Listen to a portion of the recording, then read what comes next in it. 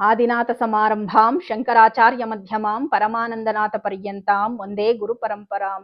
ಗುರುಬ್ರಹ್ಮ ಗುರುರ್ವಿಷ್ಣು ಗುರುದೇವೋ ಮಹೇಶ್ವರಃ ಗುರು ಸಾಕ್ಷಾತ್ ಪರಬ್ರಹ್ಮ ತಸ್ಮೈ ಶ್ರೀ ಗುರವೇ ನಮಃ. ಭಜೆ ಶ್ರೀಚಕ್ರ ಮಧ್ಯಸ್ಥಾಂ ದಕ್ಷಿಣೋತ್ತರ ಯೋಸದಾ ಶ್ಯಾಮಾ ವಾರ್ತಾಳಿ ಸಂಸೇವ್ಯಾಂ ಭವಾನೀಂ ಲಲಿತಾಂಬಿಕಾ.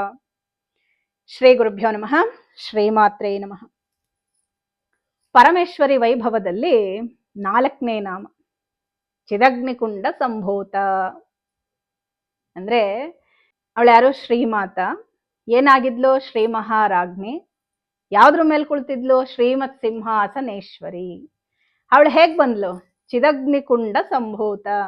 ಆ ದೇವಿ ಹೇಗೆ ಆವಿರ್ಭವಿಸಿದಳು ಅನ್ನೋದನ್ನ ಈ ನಾಮದಲ್ಲಿ ವಿವರಿಸ್ತಾ ಇದ್ದಾರೆ. ಚಿತ್ ಅಂದ್ರೆ ಏನು? ಚಿತ್ ಅಂದ್ರೆ ಜ್ಞಾನ. ಇಲ್ಲಿ ಜ್ಞಾನವೇ ಅಗ್ನಿಕುಂಡ. ಇದು ಅಜ್ಞಾನಕ್ಕೆ ಅಂದ್ರೆ ತಮೋಗುಣದ ವಿರೋಧಿ. ಇದು ಅವಿದ್ಯ ಅಜ್ಞಾನವನ್ನ ತೊಲಗಿಸುವಂಥದ್ದೇ ಪರಬ್ರಹ್ಮ. ಚಿತ್ ಅಂದ್ರೆ ಜ್ಞಾನಾಗ್ನಿ. ಶರೀರದ ಒಳಗೆ ಕಟ್ಟಿಗೆಗಳಿಲ್ಲದೆಯೇ ನಿರಂತರವಾಗಿ ಹುರಿಯುವ ಜ್ಞಾನಾಗ್ನಿ ಮೋಹವೆಂಬ ಅಂಧಕಾರವನ್ನು ತೊಲಗಿಸುತ್ತದೆ ಅಂತ ಶಕ್ತಿ ಸೂತ್ರಗಳಲ್ಲಿ ಹೇಳಿದ್ದಾರೆ. ಇನ್ನು ಭಗವದ್ಗೀತೆಯಲ್ಲಿ ಶ್ರೀಕೃಷ್ಣರು ಅರ್ಜುನನಿಗೆ ಹೇಳ್ತಾರೆ, ಜ್ಞಾನಾಗ್ನಿ ಸರ್ವಕರ್ಮಾಣಿ ಭಸ್ಮನಾತ್ ಕುರುತೆ ಅರ್ಜುನ ಅಂತ ಹೇಳ್ತಾರೆ.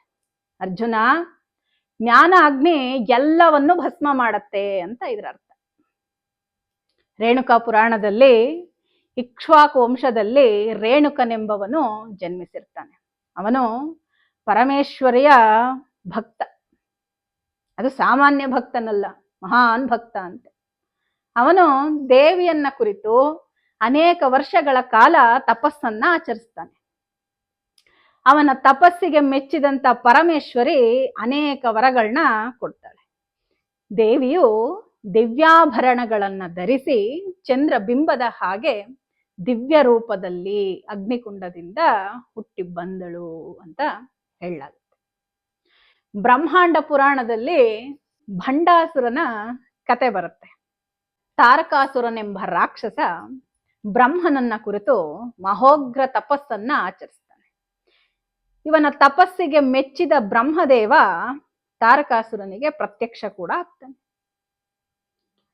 ತಾರಕಾಸುರ ಕೇಳ್ತಾನೆ, ನನಗೆ ಮೃತ್ಯುವೇ ಬಾರದಂತೆ ವರವನ್ನ ಅನುಗ್ರಹಿಸು ಅಂತ ಕೇಳ್ತಾನೆ. ಬ್ರಹ್ಮದೇವ, ಹೇಗ್ ಸಾಧ್ಯ? ಪ್ರತಿಯೊಬ್ಬರೂ, ನಾನು ಕೂಡ ಕಲ್ಪಾಂತದವರೆಗೂ ಇದ್ದು ಕಲ್ಪಾಂತದಲ್ಲಿ ಆ ಪರಬ್ರಹ್ಮನಲ್ಲಿ ಲೀನವಾಗ್ತಕ್ಕಂಥವನು. ಸಾವಿಲ್ಲದ ವರವನ್ನ ಅನುಗ್ರಹಿಸೋದಿಕ್ಕೆ ಹೇಗ್ ಸಾಧ್ಯ? ಅದಾಗಲ್ಲ, ಬೇರೆ ಇನ್ನೇನಾದ್ರೂ ಕೇಳು ಅಂತ ಹೇಳ್ತಾರೆ. ಕೆಲವೊಂದ್ಸಾರಿ ರಾಕ್ಷಸರು ಮಹಾ ಬುದ್ಧಿವಂತಿಕೆಯಿಂದ ವರ ಕೇಳೋದಿಕ್ಕೆ ಹೋಗಿ ಅವರ ಸಾವನ್ನ ಅವರೇ ತಂದ್ಕೊಂಡಿರ್ತಾರೆ. ಆಗ ತಾರಕಾಸುರ ಕೇಳ್ತಾನೆ, ನನಗೆ ಪರಮೇಶ್ವರನ ಮಗನಿಂದಲೇ ನನ್ನ ಮರಣ ಸಂಭವಿಸಬೇಕು ಅಂತ. ಆ ಸಮಯಕ್ಕಾಗಲೇ ದಾಕ್ಷಾಯಿಣಿ ದಕ್ಷಯಜ್ಞದಲ್ಲಿ ಬಿದ್ದು ಆಹುತಿಯಾಗ್ಬಿಟ್ಟಿರ್ತಾಳೆ. ಪರಮೇಶ್ವರ ವೈರಾಗಿಯಾಗಿ ತಪಸ್ಸಿಗೆ ಕುಳಿತುಕೊಂಡ್ಬಿಟ್ಟಿರ್ತಾರೆ. ಇನ್ನು ದಾಕ್ಷಾಯಿಣಿ ದೇವಿ ಇಲ್ಲ, ಪರಮೇಶ್ವರನಿಗೆ ಮಗ ಹುಟ್ಟೋದಂದ್ರೆ ಹೇಗ್ ಸಾಧ್ಯ? ಅದನ್ನ ಯೋಚನೆ ಮಾಡಿ ಈ ರಾಕ್ಷಸ ಈ ರೀತಿ ವರವನ್ನ ಕೇಳಿರ್ತಾನೆ. ಈ ದಕ್ಷಯಜ್ಞದಲ್ಲಿ ಆಹುತಿಯಾದಂಥ ದಾಕ್ಷಾಯಿಣಿ ಮತ್ತೆ ಹಿಮವಂತನ ಪುತ್ರಿಯಾಗಿ ಅಂದ್ರೆ ಹೈಮವತಿಯಾಗಿ ಜನಿಸಿರ್ತಾಳೆ. ಜನ್ಮ ಜನ್ಮದಲ್ಲೂ ಪರಮೇಶ್ವರನೇ ನನ್ನ ಪತಿ ಅಂತ ಭಾವಿಸಿ ಪರಮೇಶ್ವರನನ್ನ ಸೇವಿಸ್ತಾ ಇರ್ತಾಳೆ. ಹಾಗೆ ಒಂದು ದಿನ ದೇವತೆಗಳ ಆದೇಶದಂತೆ ಈ ಹೈಮವತಿ ಮನ್ಮಥನನ್ನ ತನ್ನ ಜೊತೆಯಲ್ಲಿ ಕರ್ಕೊಂಡು ಹೋಗ್ತಾಳೆ. ಪರಮೇಶ್ವರನಿರೋ ಜಾಗಕ್ಕೆ ಹೋಗ್ತಾಳೆ. ಪರಮೇಶ್ವರ ವೈರಾಗಿಯಾಗಿ ತಪಸ್ಸಿನಲ್ಲಿ ಮಗ್ನನಾಗ್ಬಿಟ್ಟಿರ್ತಾರೆ.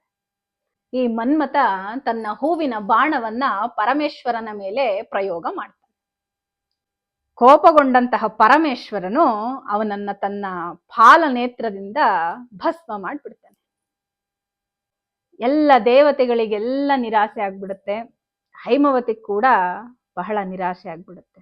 ಅಂದ್ರೆ ಅಲ್ಲಿ ಏನ್ ಅನ್ಕೊಂಡಿದ್ಲು ಅಂದ್ರೆ, ನಾನು ಮಹಾರಾಣಿ, ನನಗೆ ಯೌವನ ಇದೆ, ಅಂದ ಚಂದ ಇದೆ, ಹೇಗಾದ್ರೂ ಮಾಡಿ ಮನ್ಮಥನನ್ನ ಜೊತೆ ಕರ್ಕೊಂಡೋಗಿ ಇವರನ್ನ ಹೋಲಿಸಿ ವಿರಾಗಿಯಾಗಿರ್ತಕ್ಕಂಥವ್ರನ್ನ ಸರಾಗಿಯಾಗಿ ನಾನು ಮದುವೆ ಮಾಡ್ಕೊಳ್ಬೇಕು ಅನ್ನೋ ಉದ್ದೇಶದಿಂದ ಕರ್ಕೊಂಡೋಗಿದ್ಲು ಈ ಮನ್ಮಥನನ್ನ. ಯಾವಾಗ ರುದ್ರ ತನ್ನ ಫಾಲ ನೇತ್ರದಿಂದ ಅವನನ್ನ ಭಸ್ಮ ಮಾಡ್ತಾನೋ ಆಗ ಅವಳಿಗೂ ಕೂಡ ನಿರಾಸೆ ಆಗ್ಬಿಡುತ್ತೆ. ಯಾವತ್ತು ಪರಮೇಶ್ವರನನ್ನ ನಾವು ತಪಸ್ಸಿನಿಂದ ಭಕ್ತಿಯಿಂದಲೇ ಗೆಲ್ಬೇಕು ಅಂತ ಹೇಳಿ ಅವಳು ಕೂಡ ಅಲ್ಲಿಂದ ಹೊರಟು ಬಿಡ್ತಾಳೆ. ಪರಮೇಶ್ವರ ಕೂಡ ಮತ್ತೆ ತಪಸ್ಸಿನಲ್ಲಿ ಮಗ್ನರಾಗ್ಬಿಡ್ತಾರೆ.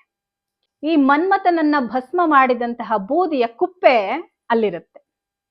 ಚಿತ್ರಕರ್ಮನೆಂಬ ಗಂಧರ್ವ ಆ ಬೂದಿ ಕುಪ್ಪೆಯನ್ನ ನೋಡ್ತಾನೆ. ಅದು ಸಾಮಾನ್ಯವಾಗಿರ್ಲಿಲ್ಲ, ಅದು ವಿಶೇಷವಾಗಿ ಒಂದು ಹೊಳಪನ್ನ ಹೊಂದಿದಂತಹ ಬೂದಿ. ಅದನ್ನ ನೋಡಿ ಅವನಿಗೆ ಇದರಿಂದ ಒಂದು ಬೊಂಬೆಯನ್ನ ತಯಾರು ಮಾಡಬೇಕು ಅನ್ನುವಂತಹ ಒಂದು ಕೋರಿಕೆ ಅವನಿಗೆ ಬರುತ್ತೆ. ಆಗ ಅವನ ಬೂದಿಯ ಕುಪ್ಪೆಯಿಂದ ಒಂದು ಗೊಂಬೆಯನ್ನ ತಯಾರು ಮಾಡ್ತಾನೆ. ಅಂದ್ರೆ ಗಂಧರ್ವರು ಅಂದ್ರೆ ಕೆಲವೊಂದು ಶಕ್ತಿಗಳಿರುತ್ತೆ ಅವರಿಗಿರ್ತಕ್ಕಂಥ ಶಕ್ತಿಗಳನ್ನೆಲ್ಲ ಉಪಯೋಗಿಸಿ ಬ್ರಹ್ಮದೇವನ ವರದ ಮೇರೆಗೆ ಅವನಿಗೆ ಜೀವವನ್ನು ಕೂಡ ತುಂಬುತ್ತಾನೆ ಈ ಗಂಧರ್ವ. ನಂತರ ಅವನಿಗೆ ಶತರುದ್ರೀಯವನ್ನ ಉಪದೇಶ ಮಾಡ್ತಾನೆ. ಆ ಬೂದಿಯಿಂದ ತಯಾರಾದಂತಹ ಬೊಂಬೆ ಏನಿದೆ ಅದು ಶತರುದ್ರೀಯವನ್ನ ಪಾರಾಯಣ ಮಾಡಕ್ಕೆ ಪ್ರಾರಂಭ ಮಾಡ್ತಾನೆ. ರುದ್ರನು ಪ್ರಸನ್ನಗೊಂಡು ಅವನಿಗೆ 60,000 ವರ್ಷಗಳವರೆಗೂ ಚಕ್ರವರ್ತಿಯಾಗಿರ್ತಕ್ಕಂತಹ ವರವನ್ನ ಅನುಗ್ರಹಿಸ್ತಾರೆ ರುದ್ರ. ಇದನ್ನೆಲ್ಲ ನೋಡಿದ್ದಂತಹ ಬ್ರಹ್ಮದೇವ ಭಂಡ್ ಭಂಡ್ ಅಂತ ಹೇಳ್ತಾರೆ, ಅಂದ್ರೆ ಭೇಷ್ ಭೇಷ್ ಅಂತ. ಆಗಿಂದ ಆ ಬೂದಿಯ ಬೊಂಬೆಗೆ ಭಂಡಾಸುರ ಅಂತ ಹೆಸರು ಬಂತು. ಈ ಭಂಡಾಸುರ ಎಷ್ಟೋ ಜನ ರಾಕ್ಷಸರು ಹಿಂದೆಲ್ಲ ಬರ್ತಾ ಇದ್ರು, ಅವರನ್ನ ಸಂಹಾರ ಮಾಡ್ಲಿಕ್ಕೆ ಅವತಾರಗಳನ್ನ ತಗೊಂಡು ಅವರ ಸಂಹಾರಗಳೆಲ್ಲವೂ ನಡೀತಾ ಇತ್ತು ಲೋಕ ಕಲ್ಯಾಣಕ್ಕಾಗಿ. ಆದ್ರೆ ಈ ಹಿಂದೆ ಬಂದಂತಹ ರಾಕ್ಷಸರ ಯಾರೂ ಮಾಡದಂತಹ ಒಂದು ಕೆಲಸವನ್ನ ಈ ಭಂಡಾಸುರ ಮಾಡ್ದ. ಏನಂದ್ರೆ ದೇವತೆಗಳ ಸತ್ವವನ್ನೆಲ್ಲ ತೆಗೆದುಕೊಂಡು ಅವರನ್ನ ನಿರ್ವೀರ್ಯರನ್ನಾಗಿ ಮಾಡಿಬಿಟ್ಟ. ಅಂದ್ರೆ ಅವರಲ್ಲಿ ಸತ್ವವೇ ಇಲ್ಲ, ಎಲ್ಲ ಒಣಗೋಗಿರೋ ಹಾಗಿದ್ದಾರೆ, ಯಾವ ಚೈತನ್ಯವೂ ಇಲ್ಲ ಅವರಲ್ಲಿ. ಅಂದ್ರೆ ಭಂಡಾಸುರ ರಾಕ್ಷಸ ಸಂತತಿಯೇ ಇರಬೇಕು, ಇನ್ನ ಯಾವ ಸಂತತಿಯೂ ಇರಬಾರ್ದು ಅಂತ ಹೇಳಿ ಎಲ್ಲರನ್ನು ನಿರ್ವೀರ್ಯರನ್ನಾಗಿ ಮಾಡಿಬಿಡ್ತಾನೆ. ದೇವತೆಗಳೆಲ್ಲರೂ ಬ್ರಹ್ಮದೇವನ ಮೊರೆ ಹೋಗ್ತಾರೆ. ಸ್ವಾಮಿ, ಏನ್ ನಮ್ಮ ಪರಿಸ್ಥಿತಿ ಹೀಗಾಗಿದೆ, ಭಂಡಾಸುರನ ಉಪಟಳವನ್ನ ತಡೆಯೋದಿಕ್ಕಾಗ್ತಾ ಇಲ್ಲ ನಮ್ಮಿಂದ, ಏನಾದ್ರೂ ಒಂದು ಪರಿಹಾರವನ್ನ ಮಾಡಿ ಅಂತ ಕೇಳ್ತಾರೆ. ಸರಿಯಪ್ಪ, ನಾವು ರುದ್ರ ಹತ್ರ ಹೋಗಿ ಕೇಳೋಣ ಅಂತ ಹೇಳ್ತಾರೆ. ಆ ಎಲ್ಲ ದೇವತೆಗಳು ಸೇರಿ ರುದ್ರರ ಹತ್ರ ಬರ್ತಾರೆ. ಆಗ ಅವ್ರು ಹೇಳ್ತಾರೆ, ಸರಿ, ಇದರಿಂದ ನಾವೊಂದು ಮಹಾಯಜ್ಞವನ್ನ ಮಾಡೋಣ. ಆ ಯಜ್ಞಕುಂಡದಿಂದ ಆ ಜಗನ್ಮಾತ ಆವಿರ್ಭವಿಸಿ ಭಂಡಾಸುರನನ್ನ ಅವಳೇ ಸಂಹಾರ ಮಾಡಬೇಕು. ಯಾಕಂದ್ರೆ ನಿಮ್ಗೆಲ್ಲ ಚೈತನ್ಯವೇ ಇಲ್ಲ, ನಿರ್ವೀರ್ಯರಾಗ್ಬಿಟ್ಟಿದ್ದೀರಾ, ಯಾರಿಂದಲೂ ಭಂಡಾಸುರನನ್ನ ಸಂಹಾರ ಮಾಡೋದು ಅಸಾಧ್ಯವಾಗಿದೆ. ಈಗ ಪರಮೇಶ್ವರಿಯೇ ಬರಬೇಕು. ಹಾಗಾಗಿ ಅವಳನ್ನ ಕುರಿತು ಒಂದು ಮಹಾಯಜ್ಞವನ್ನ ಮಾಡೋಣ ಅಂತ ಹೇಳಿ ರುದ್ರ ಹೇಳ್ತಾರೆ. ಹೋಮವನ್ನ ಪ್ರಾರಂಭ ಮಾಡ್ತಾರೆ. 7 ಸಮುದ್ರಗಳನ್ನು ಆಹುತಿಯಾಗಿ ಕೊಟ್ಟು ಬಿಡ್ತಾರೆ. ದೇವತೆಗಳೆಲ್ಲರೂ ನೋಡ್ತಾ ಇರ್ತಾರೆ, ಇನ್ನೂ ಬಂದೇ ಇಲ್ವಲ್ಲ ಜಗನ್ಮಾತ ಅಂತ. ರುದ್ರ ದೇವತೆಗಳ ಕಡೆ ನೋಡಿ ಹೇಳ್ತಾರೆ, ಏನ್ ನೋಡ್ತಾ ಇದ್ದೀರಾ, ನೀವು ಆಹುತಿ ಆಗಿ ಅಂತ ಹೇಳ್ತಾರೆ. ಅವ್ರು ಏನು ಕೇಳಲ್ಲ. ಸರಿ, ಎಲ್ಲರೂ ಒಬ್ಬೊಬ್ಬರಾಗಿ ಆ ಅಗ್ನಿಕುಂಡದಲ್ಲಿ ಆಹುತಿಯನ್ನ ಮಾಡ್ಕೊಳ್ತಾರೆ.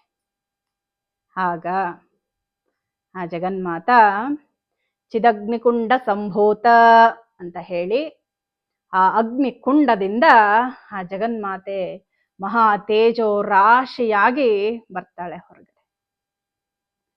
ಹೀಗೆ ಜಗನ್ಮಾತೆ ಬಂದಿದ್ದು ಚಿದಗ್ನಿಕುಂಡದಿಂದ. ಹಾಗಾಗಿ ಅವಳನ್ನ ಚಿದಗ್ನಿಕುಂಡ ಸಂಭೂತ ಏನಕ್ಕಾಗಿ ಬಂದ್ಲು? ದೇವ ಕಾರ್ಯ ಸಮುದ್ಯತ, ದೇವತೆಗಳ ಕಾರ್ಯವನ್ನ ಮಾಡ್ಲಿಕ್ಕಾಗಿ ಆ ಜಗನ್ಮಾತ ಚಿದಗ್ನಿಕುಂಡದಿಂದ ಆವಿರ್ಭವಿಸಿ ಬಂದಳು. ಪರಮೇಶ್ವರಿ ನಿರಾಕಾರ ನಿರ್ಗುಣ ಸ್ವರೂಪನಾದ ಪರಬ್ರಹ್ಮನ ಸ್ವರೂಪಿಣಿ. ಆದರೆ ಲೋಕದಲ್ಲಿನ ಭಕ್ತರನ್ನ ರಕ್ಷಿಸುವುದಕ್ಕಾಗಿ ಅಗ್ನಿಕುಂಡದಿಂದ ಉದ್ಭವಿಸಿದಳು. ಉದ್ಭವಿಸಿ ಸಗುಣ ಬ್ರಹ್ಮ ಸ್ವರೂಪಿಣಿ ಆಗ್ತಾಳೆ. ಅಂದ್ರೆ ಅವಳು ಮೂಲ ಶಕ್ತಿ, ಸದಾ ಇರ್ತಕ್ಕಂಥವಳು. ಈ ಭಕ್ತರ ಕೋರಿಕೆಯನ್ನ ತೀರಿಸೋದಕ್ಕಾಗಿ, ಅವರಿಗೆ ಬಂದಿರತಕ್ಕಂಥ ಕಷ್ಟಗಳನ್ನ ನಿವಾರಣೆ ಮಾಡೋದಕ್ಕಾಗಿ ಆಗಾಗ ಬರ್ತಾ ಇರ್ತಾಳೆ. ಅಂದ್ರೆ ಉದ್ಭವಿಸ್ತಾ ಇರ್ತಾಳೆ ಜಗನ್ಮಾತ. ಆ ಜಗಜ್ಜನನಿ ಪರಬ್ರಹ್ಮನೆಂಬ ಅಗ್ನಿಕುಂಡದಿಂದ ಉದ್ಭವಿಸಿದಳು. ವ್ಯಷ್ಟಿಯಾಗಿ ನೋಡಿದ್ರೆ ಇದು ಆತ್ಮಕುಂಡಲಿ ಅಂತ, ಸಮಿಷ್ಟಿಯಾಗಿ ಚಿದಗ್ನಿಕುಂಡ ಅಂದ್ರೆ ಅಖಂಡವಾದ ಜ್ಞಾನದ ಮಾಯಾ ರೂಪ. ಅದು ಹೇಳ್ಬೇಕಂದ್ರೆ ದೇವತೆಗಳೇ ತೇಜಸ್ವರೂಪಿಗಳು. ಅನಂತವಾದ ತೇಜಸ್ಸುಳ್ಳ ಪರಮೇಶ್ವರಿಯೇ ಚಿದಗ್ನಿ. ಇವಳನ್ನೇ ಚಿದಗ್ನಿಕುಂಡ ಸಂಭೂತ. ದೇವತೆಗಳೆಲ್ಲ ಈ ಆಲಸ್ಯ, ಮೊಂಡತನ, ಸೋಂಬೇರಿತನ ಮೊದಲಾದ ದುರ್ಲಕ್ಷಣಗಳನ್ನ ತಮ್ಮ ಶರೀರದಿಂದ ತೆಗೆದು ಅಗ್ನಿಕುಂಡದಲ್ಲಿ ಆಹುತಿಯಾಗಿ ಹಾಕಿದರು. ಹಾಗೆಯೇ ಮಾನವನು ಕೂಡ ತಮ್ಮ ಅಜ್ಞಾನವನ್ನು, ಇಂದ್ರಿಯಗಳ ಜಡತ್ವವನ್ನು, ಇಂದ್ರಿಯಗಳ ಚಪಲತೆಯನ್ನು ತಮ್ಮ ಜ್ಞಾನಾಗ್ನಿಯಲ್ಲಿ ಭಸ್ಮ ಮಾಡಿದರೆ ಆಗ ಅವರಲ್ಲಿ ಆ ಪರಮೇಶ್ವರಿ ಉದ್ಭವಿಸ್ತಾಳೆ. ಅವಳೇ ಚಿದಗ್ನಿಕುಂಡ ಸಂಭೂತ. ಸೃಷ್ಟಿಗೂ ಪೂರ್ವದಲ್ಲಿ ಅಖಂಡವಾದ ಬ್ರಹ್ಮ ತೇಜಸ್ಸು ಮಾತ್ರವೇ ಇತ್ತು. ತೇಜಸ್ಸಿಗೆ ಇರುವ ಒಂದು ಪರಿಧಿಯೇ ಕುಂಡವೆನ್ನಲಾಗುತ್ತೆ. ಚಿತ್ತು ಎಂಬುದು ಅಗ್ನಿಕುಂಡ, ಅದೇ ಚಿದಗ್ನಿಕುಂಡ. ಜ್ಞಾನ ಸ್ವರೂಪವಾದ ಪರಮೇಶ್ವರಿ ಅಜ್ಞಾನವನ್ನು ನಾಶ ಮಾಡಿ ಜ್ಞಾನಾಗ್ನಿಯಿಂದ ಸಂಭವಿಸ್ತಾಳೆ. ಪ್ರಪಂಚದಲ್ಲಿ ಅನೇಕ ವಿಷಯಗಳಿವೆ. ಅವುಗಳನ್ನ ಬುದ್ಧಿಗೆ ನಿವೇದಿಸುವುದೇ ಇಂದ್ರಿಯಗಳು. ಇಂದ್ರಿಯಗಳು ಜಡವಾಗಿರ್ತವೆ. ವಿಷಯಗಳನ್ನು ನಾಶ ಮಾಡಲು ನಮ್ಮಿಂದ ಸಾಧ್ಯವಾಗೋದಿಲ್ಲ. ಅವುಗಳ ಕೆಲಸದಲ್ಲಿ ಇಂದ್ರಿಯಗಳು ನಿರತವಾಗಿರ್ತವೆ. ಒಂದರ ಕೆಲಸ ಇನ್ನೊಂದು ಇಂದ್ರಿಯ ಮಾಡೋದಿಲ್ಲ. ಉದಾಹರಣೆಗೆ ಹೇಳ್ಬೇಕಂದ್ರೆ, ಕಿವಿಗಳು ಕೇಳಿಸ್ಕೊಳ್ಳುತ್ತೆ, ಆದರೆ ನೋಡುವ ಶಕ್ತಿ ಅವಕ್ಕಿರೋದಿಲ್ಲ. ಪ್ರಪಂಚದಲ್ಲಿರುವ ಅನಂತ ಜ್ಞಾನಾಗ್ನಿಯ ಸಮುದಾಯವೇ ಚಿದಗ್ನಿಕುಂಡ. ಈ ವಿಧವಾಗಿ ಆ ಪರಮೇಶ್ವರಿಯು ಚಿದಗ್ನಿಕುಂಡ ಸಂಭೂತ ಅಂತ ಕರೆಯಲ್ಪಡ್ತಾಳೆ.